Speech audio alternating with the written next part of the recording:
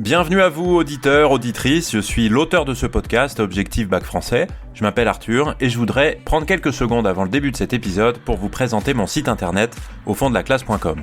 Vous pourrez y retrouver des conseils de méthode et d'organisation, des choses simples, efficaces pour être prête le jour J. Des cours aussi sur les œuvres au programme qui correspondent aux épisodes de ce podcast. Vous trouverez le lien dans la bio du podcast et des épisodes, aufonddelaclasse.com. Merci beaucoup et à très bientôt. Ciao, ciao.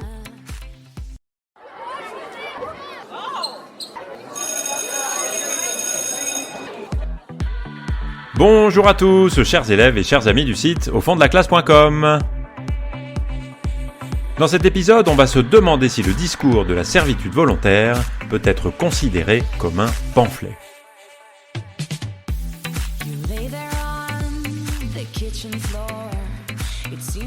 Quand on lit le discours de la Boétie, le discours de la servitude volontaire, on est frappé par la violence de son ton.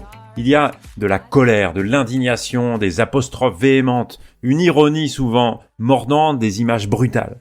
Et tout ça, ça ressemble effectivement à ce qu'on appelle un pamphlet, c'est-à-dire ce genre polémique qui consiste à attaquer un adversaire avec énormément d'agressivité, de violence et tous les outils qui vont dans ce sens-là pour briser cet adversaire et pour briser ses idées. Et dans ce sens-là, eh bien, on peut dire, et c'est ce qu'on va essayer de développer dans cet épisode, que le discours de la Boétie ressemble effectivement à un pamphlet. Bien sûr, ça n'est pas que ça, mais on remettra ça en question, on en rediscutera dans d'autres épisodes. Dans cet épisode-là, on va aller plutôt dans ce sens-là et essayer d'illustrer un petit peu les formes de cette violence. Cette violence-là, elle n'est pas uniforme. On peut en distinguer plusieurs types et au moins deux registres qui sont bien différents et qui fonctionnent dans le discours de la Boétie comme deux armes distinctes. Le premier, c'est ce qu'on pourrait appeler le registre du réquisitoire, c'est-à-dire ce qui cherche à frapper par l'émotion et en particulier par ce qu'on pourrait appeler le pathétique. Et le second, c'est le registre de la satire, c'est-à-dire le registre qui préfère la dérision, l'ironie et la moquerie, c'est-à-dire faire rire de manière agressive son adversaire et les idées de son adversaire. Sans aucun doute, la Boétie manie ces deux registres-là dans le discours. Alors, d'abord, les premières pages. On va commencer par l'ordre du discours, parce qu'on trouve en premier. Et ce qu'on trouve en premier, c'est ce qui s'apparente à un réquisitoire, c'est-à-dire un discours d'accusation, à charge, qui cherche moins à convaincre par la raison qu'à frapper par l'émotion. Et les procédés, ils sont assez faciles à identifier. C'est l'apostrophe, c'est-à-dire le fait d'appeler directement son lecteur, son adversaire, ou en tout cas un interlocuteur, en le nommant, parfois en utilisant la deuxième personne.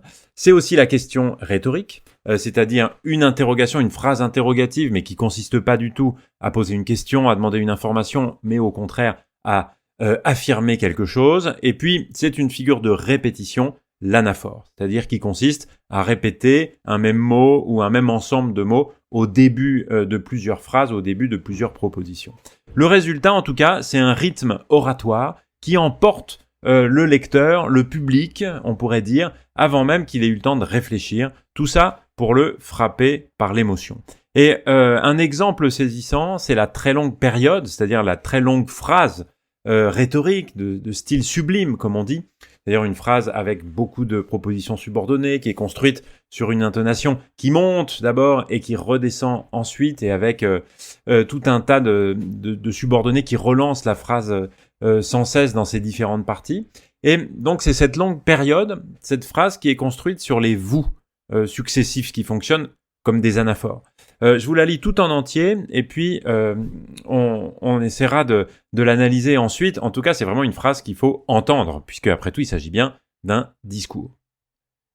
Vous semez vos champs pour qu'ils les dévastent. Vous meublez et remplissez vos maisons pour fournir ses pilleries.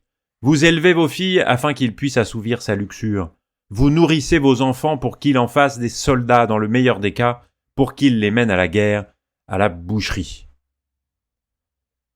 Dans cet extrait-là, l'anaphore des « vous », c'est-à-dire le retour systématique du même mot « vous » en tête de proposition, martèle l'accusation. Et on peut dire que chaque proposition est plus grave que la précédente dans une espèce de gradation qui est très calculée. On commence par les champs, les maisons, on finit sur les enfants, et pas seulement les enfants menés à la guerre, à la boucherie, pas au combat, pas à la bataille, pas un endroit où ils pourront illustrer leur qualité au combat, leur courage, mais à la boucherie, c'est-à-dire un mot d'une brutalité délibérée et qui clôt cette liste sur le pire. Alors, la violence de cette phrase-là et la violence de cette dernière image, elle n'est pas gratuite, elle est un argument. Un argument qui vise à produire chez le lecteur un sursaut de honte, d'indignation. C'est-à-dire que ça n'est pas un argument qui est basé en reprenant des mots grecs de la rhétorique ancienne sur le logos, c'est-à-dire sur la logique, sur la capacité à réfléchir, à faire des raisonnements, mais sur le pathos, c'est-à-dire sur l'émotion. Et donc, le public qui entend cette phrase va avoir, en tout cas c'est l'objectif et c'est probablement l'effet produit, un sursaut d'indignation, de honte qui rend incapable de rester passif. Et la Boétie ne cherche donc pas à démontrer, il cherche d'abord à choquer, à frapper. L'émotion précède ici le raisonnement et c'est une stratégie rhétorique qui est tout à fait classique et qui est évidemment parfaitement consciente. L'autre grand moyen utilisé dans ce qu'on pourrait donc appeler un pamphlet, c'est la satire. Le ton change au fur et à mesure du discours, on y reviendra dans un autre épisode, et quand il parle des outils de la tyrannie, c'est-à-dire les ruses par lesquelles les tyrans maintiennent leur sujet dans la soumission, eh bien là le registre devient celui de la satire, c'est-à-dire une attaque mêlée d'indignation et de dérision. Il s'agit d'utiliser la moquerie, donc le comique, le rire, mais pas un rire pour s'amuser, pour se divertir, mais un rire agressif, un rire qui a une victime. Et ici, cette victime, eh bien, c'est la crédulité du peuple, parce que, comme on l'a déjà dit, ça n'est pas seulement le tyran, mais c'est plutôt celui qui accepte sa soumission. La Boétie met en scène cette crédulité du peuple avec une image qui est très frappante, et je vous en fais encore là une longue citation. Ne croyez pas qu'il y ait nul oiseau qui se prenne mieux à la piper, ni aucun poisson qui, pour la friandise du ver, morde plutôt à l'hameçon que tous ces peuples qui se laissent promptement allécher à la servitude, pour la moindre douceur qu'on leur fait goûter.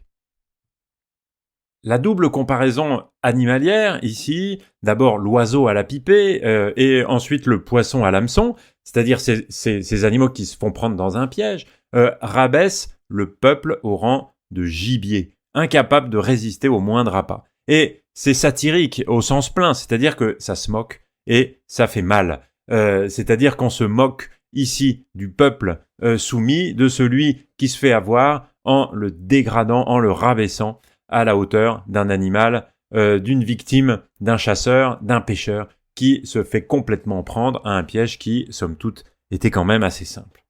Et puis, ce qui est particulièrement habile ici, c'est la construction, on pourrait dire syntaxique de la phrase. Elle commence, si vous avez bien entendu, par une négation ironique. Ne croyez pas qu'il y ait nul oiseau, ni aucun poisson, etc. Cette formule, ne croyez pas, elle feint de rassurer avant de mieux accabler. Nous sommes d'abord invités à ne pas croire quelque chose, et puis finalement contraint de l'admettre. Et donc la forme même de la phrase mime le piège qu'elle décrit, puisque comme l'oiseau, on est pris. On mord à l'hameçon comme le poisson.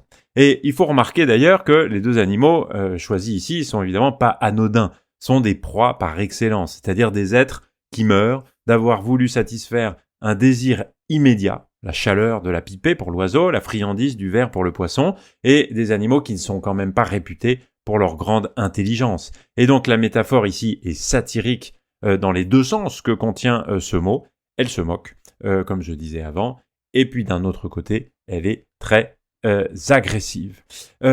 Voilà donc les deux procédés les plus importants qui font de ce texte un violent pamphlet. C'est d'abord l'usage du pathos dans ce qui est assimilable à un réquisitoire, et puis c'est ensuite l'usage du ton satirique.